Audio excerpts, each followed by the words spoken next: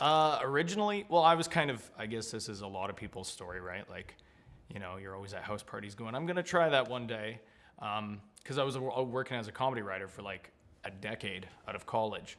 So it was kind of, I always wanted to like cut out the middleman, you know, and just kind of write and perform stuff for myself and give that a shot. And all it takes is the once, and then it's just that, and you get hooked, and then that's kind of it, right?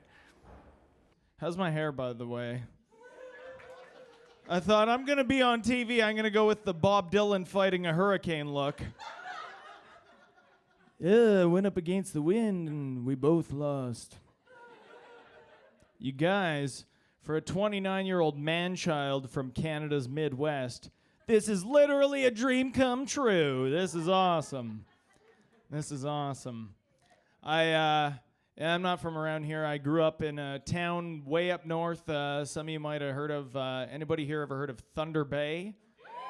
Thunder Bay, Ontario. Yeah. Magical place to grow up, you guys. Really was. It's kind of like growing up in the dark side of a Tim Hortons commercial, everyone. It was. Because, like, okay, on one hand, we had those hockey dads, you know, that would get up at like 5 a.m. and take their kids down to the rink for a practice, swing by on the way and grab a couple of double-doubles and some Timbits and, you know, just share like a warm, golden, genuine Canadian moment together. We had a ton of those guys. But we also had like a lot of dudes who made it their thing to go around hammering scope and shivving people for painkillers. That was kind of like, that was the flip side of the toonie on growing up in Thunder Bay, you guys. Yeah, that was great. I moved down here about 5 years ago. I moved to a lovely town, some of you guys also might have heard of, called Hamilton, Ontario. Yeah! The Hammer. The city of waterfalls. They said. I don't know. I never saw any. It was great, though. I came down here for a radio gig in Steeltown there, and I set myself up in a nice little bachelor apartment, right, next door to some lovely folks who enjoyed the musical stylings of Hoobastank and Fred Durst, and they enjoyed having child services employees over for coffee. That was great. They were great neighbors. I don't think it should be called the Waterfall City, by the way. It should be called the Reynolds Wrap Tinfoil City. A lot of that everywhere. But, yeah, I heard like there's going to be a lot of that.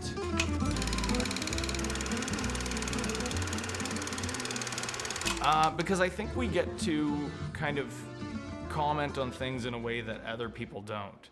Like, and it's not just about, you know, getting to say things that other people don't get to say, because that's definitely true, but it's kind of like, it's almost we have a free pass to whatever's going on in the world, or whatever's going on in our own lives, or whatever's going on in pop culture.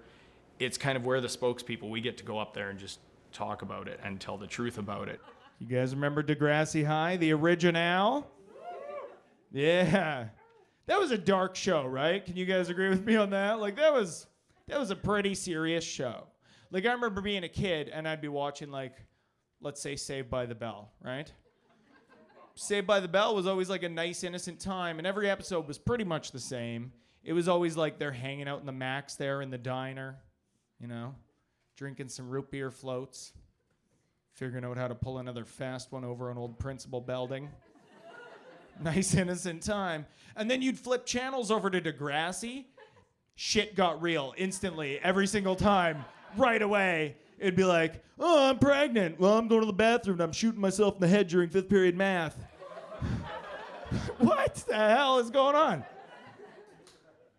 It was true, but the reason why, you guys, look, okay, I don't want to, like, start dropping conspiracy theories on you guys here, but the reason why is because Degrassi High was created by the Canadian government to keep kids in line through fear. It was, right? And it worked. It worked, too. Because, like, I remember watching Degrassi when I was a kid, and I would always think, like, oh, okay, I get it. I get it now. Like, the older I get, when I'm a teenager, if I act like an asshole, bad things are going to happen to me, right? Like, I could get into a drunk driving accident, or I could take some bad acid, or I could get AIDS. I know that's a room killer, you guys, but it happened on Degrassi. You could Wikipedia that if you don't believe me. Or I could go on a cross-country road trip to find my biological parents and get picked up by an old dude in a wood-paneled station wagon who rubs your inner thigh just a little bit. Happened to Wheels, you guys. But it totally worked. Like, it worked, too, because I remember being like, 7 or 8 years old and like running into my parents' room in the middle of the night all the time, just like freaking out, just losing my mind. Just be like, Mom and Dad, I don't want to grow up. I don't want to be a teenager. I'll be good. I don't want to get AIDS. I don't want to get AIDS. I don't know why my parents let me watch that. But they did, and it worked. You guys can learn anything you ever needed to know about America by watching TLC. You guys know TLC? The Honey Boo Boo channel.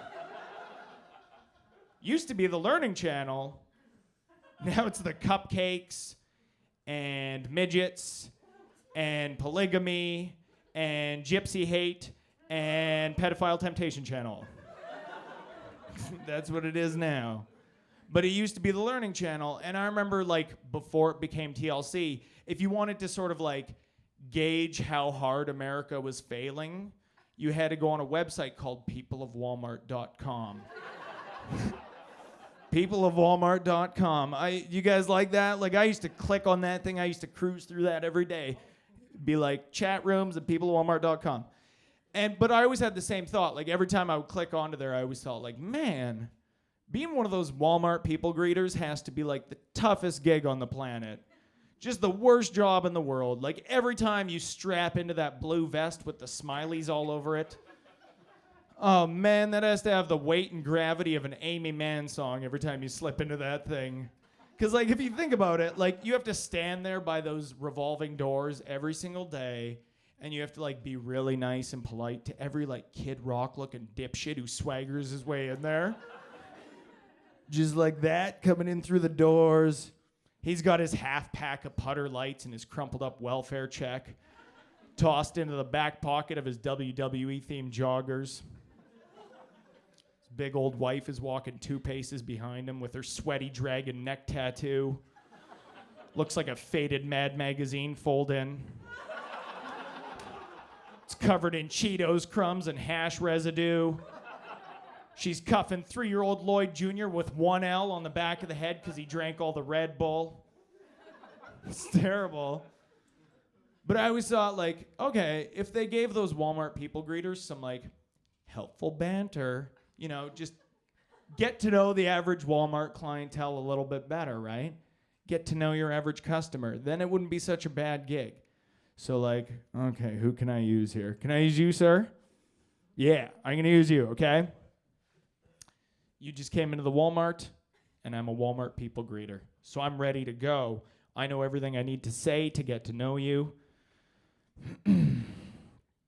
Excuse me, ma'am.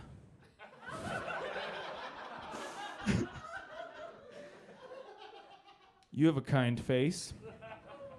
Let me give you a little inside. Aisle 13, Doritos Cool Ranch, the original. Remember the 90s? That's right, Bob's favorite snack. We just went ahead and rolled that shit right on back to $6 a case for you. And if you really want to set your world on fire tonight, aisle 4. That's the congealed sugars and trans fat section. And I can tell by the way you cascade over those lowrider jeans. And the way that Kenny Chesney t-shirt fits you like it's a sausage casing. Stuffed to the absolute limits, full of regret, nicotine, multiple unplanned pregnancies, and 3 consecutive decades of failed dreams. Oh, yeah.